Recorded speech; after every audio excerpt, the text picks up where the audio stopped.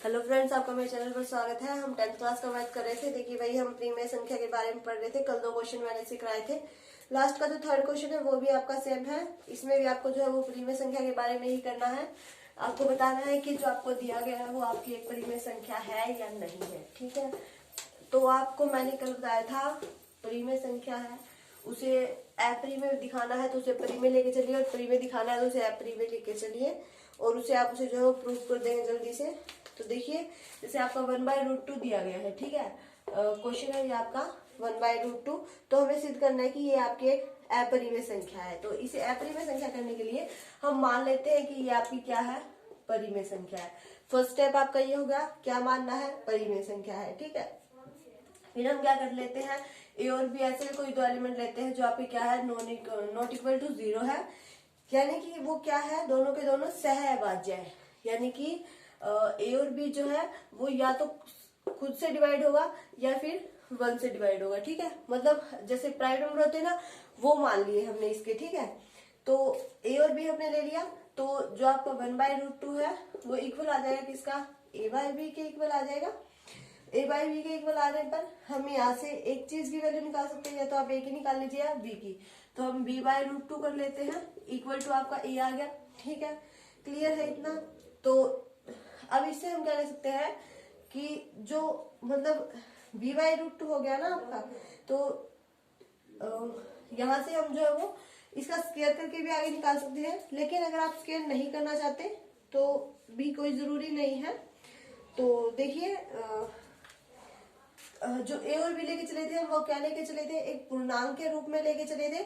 अब यहाँ से हमारा ए की वैल्यू क्या आ गई, b/√2 आ गई। अगर हम ये स्क्वायर करते हैं तो b² आ जाएगा, यानी कि 2a² इज इक्वल टू आपका b² आ जाएगा। इतना क्लियर है, यानी कि a² के मल्टीपल में ऐसा कुछ नंबर आ गया जो इसको डिवाइड कर जाएगा। लेकिन हम क्या लेके चले थे, हम तो इसे प्राइम नंबर लेके चले थे, लेकिन ये प्राइम नंबर नहीं है। ये मतलब ऐसा है कि इसका एक और खुद के अलावा कोई और भी गुणनखंड है। जैसे मान लीजिए 10 है, तो इसके एक तो 1 हो गया, एक 10 हो गया, एक इसका 2 भी हो गया, एक इसका 5 हो गया। तो वो इस तरह का कोई नंबर है, प्राइम नंबर नहीं है। तो हम जो लेके चले थे वो क्या हो गया, कंट्राडिक्शन हो गया, गलत साबित हो गया। तो हम क्या कह सकते हैं कि 1/√2 आपकी क्या है, एक अपरिमेय संख्या है। ठीक है, इसी तरह से आप 7√5 का भी कर सकते हैं। उसके लिए आपको स्क्वायर की जरूरत नहीं पड़ेगी। वैसे ही इसे आप परिमेय मानिए। पहले फर्स्ट स्टेप सब में यही करना है, पहले परिमेय मान लीजिए, फिर ए और बी ऐसे कोई दो नंबर लीजिए जो आपके नॉट इक्वल टू 0 हो, यानी कि प्राइम नंबर्स हो। तो जो आपका 7√5 है वो आपका ए बाई बी के इक्वल आ जाएगा।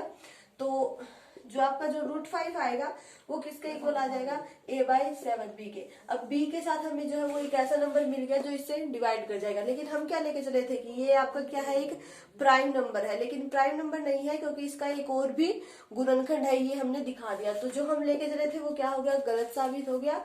और इससे हम क्या कह सकते हैं कि ये आपकी क्या है, एक परिमेय अपरिमेय संख्या है। इसी तरह से आप 6+√2 का भी कर सकते हैं। ठीक है, सारे के सारे क्वेश्चन सेम है, बस आप ट्राई करके देखिए। और बस यही बताना है, पहले आपको अपरिमेय संख्या बतानी है तो आप परिमेय लेके चलिए, और परिमेय लेके चलेंगे। फिर आप कोई भी दो नंबर लेंगे ए और बी जो आपके क्या होंगे, नॉट इक्वल टू 0 होंगे। इसमें मतलब आपके क्या होंगे, वो आपके प्राइम नंबर्स होंगे। ठीक है, या तो वो खुद से डिवाइड होंगे या सिर्फ 1 से डिवाइड होंगे, इसके अलावा उनको और कोई गुणनखंड नहीं होगा। गुणनखंड आपको पता होगा, जैसे हमारा 10 होता है, इसके हम गुणनखंड करते हैं 2 5 10 5 5, यानी कि 2 और 5 है 10 के गुणनखंड। इसके अलावा 10 जो है वो खुद से भी डिवाइड हो जाएगा, और 10 जो है वो आपका 1 से भी डिवाइड हो जाएगा। ठीक है, मतलब इसके 4 गुणनखंड है आपके। तो इस तरह से हमें बताना है कि इसमें आपका कौन सा मतलब गुणनखंड जो है, हम प्राइम नंबर लेकर चले हैं ए और बी को कि इनके कोई और गुणनखंड नहीं है।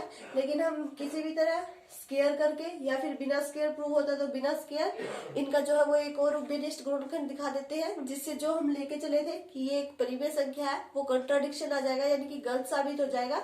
तो उससे हम क्या है, आसानी से कह सकते हैं कि ये आपकी क्या है, एक अपरिमेय संख्या है। ठीक है, इस एक्सरसाइज के सारे क्वेश्चन लगभग ऐसे ही हैं। 1.1 में हमने सीखा था यूक्लिड विभाजन एल्गोरिथम के इससे HCF और HCF निकालना, और 1.2 में हमने क्या सीखा है, जो आपकी परिमेय संख्या होती है। इनमें कंफ्यूज होने वाली कोई बात नहीं है। सारे क्वेश्चन सेम है, सब में फर्स्ट स्टेप आपको यही करना है। अपरिमेय संख्या दी गई है, फर्स्ट स्टेप यही है, पहले परिमेय लेके चलिए, फिर कोई भी दो नंबर लीजिए ए और B, you means prime number लेने हैं जो नॉट इक्वल टू 0 होने चाहिए, कहीं 0 ही लेके चल पड़ो, 0 नहीं लेना है, कोई भी दो नंबर लेके चलने हैं ए और बी, आपके प्राइम नंबर होने चाहिए, उनका और कोई गुणनखंड नहीं होना चाहिए, ठीक है, मतलब सह अभाज्य होने चाहिए, वो खुद से ही डिवाइड होने वाले होने चाहिए, ठीक है। फिर हम उसे किसी भी तरह किसी और का गुणनखंड दिखा देंगे, जैसे मैंने इसका दिखा दिया, ए स्क्वायर जो है वो मतलब ए स्क्वायर का एक और गुणनखंड आ गया, ये 2 से मल्टीप्लाई कर रहा है तो इसका मतलब इसका कुछ ना कुछ गुणनखंड और भी बनेगा।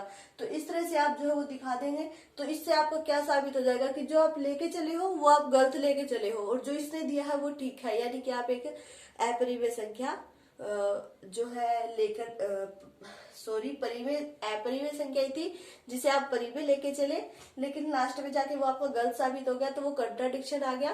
तो इससे हम कह सकते हैं कि जो आपकी संख्या थी वो अपरिमेय ही थी, परिमेय नहीं थी, ठीक है। तो इसमें बताने वाली कोई बात नहीं है, सभी क्वेश्चन एक ही स्टेप के साथ करने हैं, ठीक है। तो वीडियो अच्छी लगे तो इसे लाइक कर देना, शेयर कर देना, और अगर आप मेरे चैनल पर नए हो तो सब्सक्राइब करके बेल आइकन दबा देना।